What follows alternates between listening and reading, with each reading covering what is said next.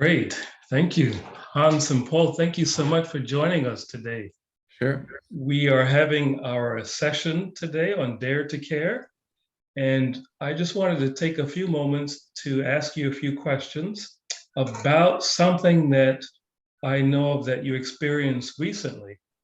And that is when you helped someone who's homeless there in your neighborhood. Where is it that you live, by the way? Yeah, hi. I'm Hans, originally from Switzerland. We live in New York, city in Manhattan, and we moved recently from East Village to Harlem. We are in the center of Harlem, close to 125th Street, what is Right.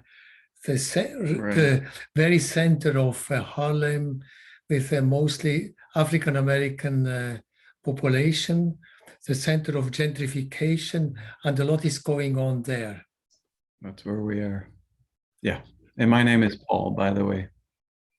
Great. Thank you. Thank you.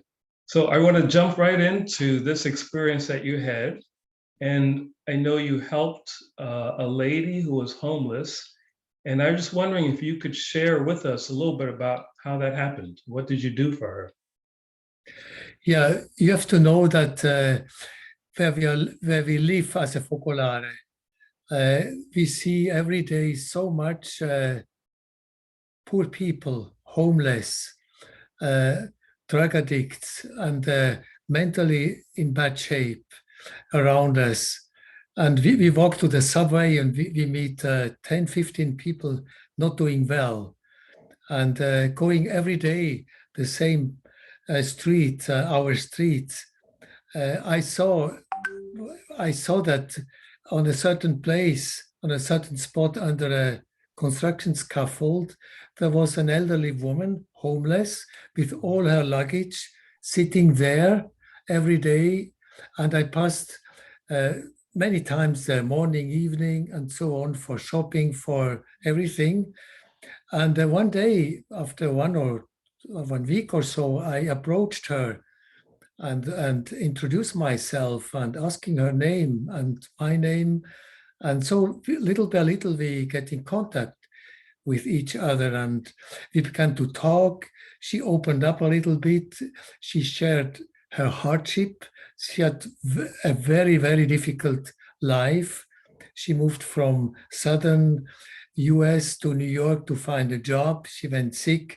She was robbed in a shelter from all her documents, all her money. So she couldn't live anywhere. And she was afraid to go back to a shelter. Yeah, and little by little I asked her, do you need something? Can we do something for you? Can I do something for you? And she always said, no, I'm okay. I'm okay. And later I introduced my two friends, Paul Belcher, Paul Katipon.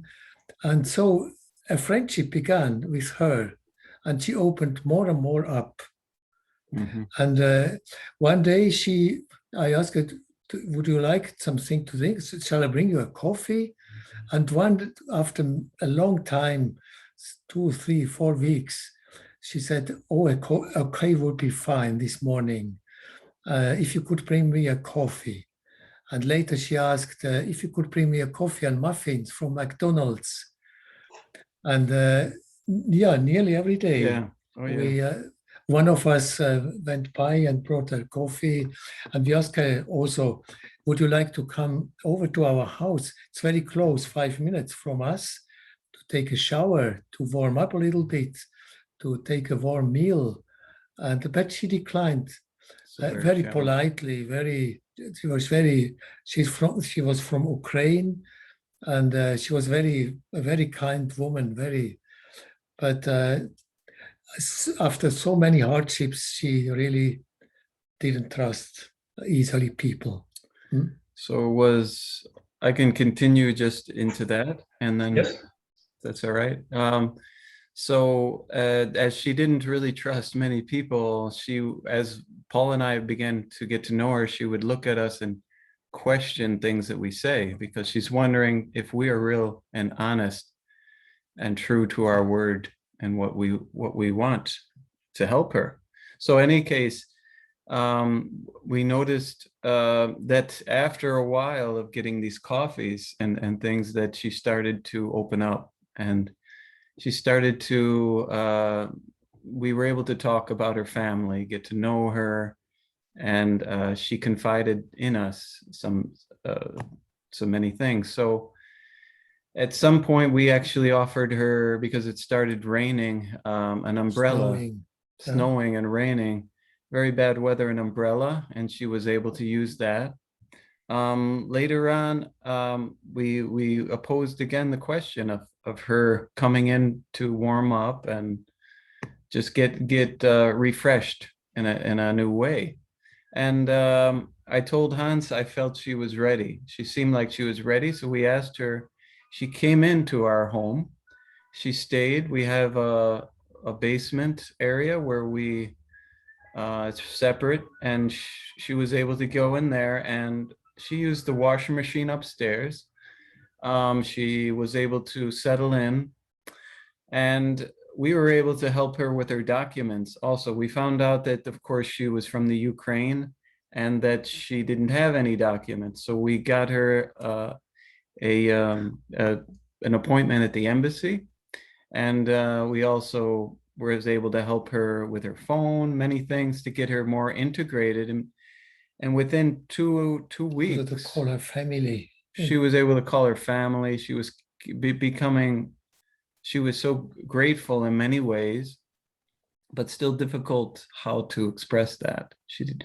So at some point, we were able to actually get her the ticket to the Ukraine, even. Wow.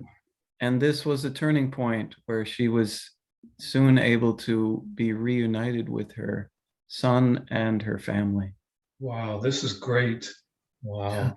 As you know, our theme is Dare to Care, and certainly you dared to care. Yeah. But you know, it can be risky at times taking people in. Were you ever afraid? It was a risk. It's unusual, and we didn't know exactly. And but what really helped us was the fact that it's to see Jesus in her. The gospel is very clear that the first thing we have to do is to look to the poor, to the needy, to the homeless. This is very specific, and Pope Francis is pushing a lot. The movement, Focolare movement, is pushing a lot.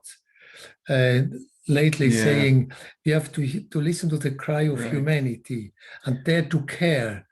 It's for many months we hear about dare to care. What you're doing. That gave us the strength, and the fact that we were the three of us, and to see everything together. Should we do it? What should we do? Yeah. Shall we do? For how long? We didn't know for how long.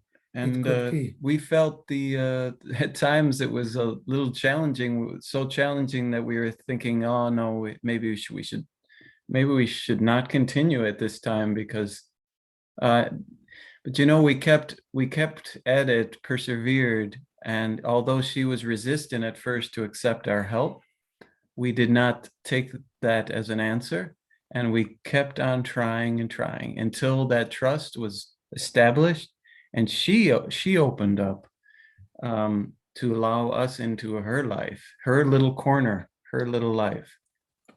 Great. Yeah, and at a certain point, everything fell in place.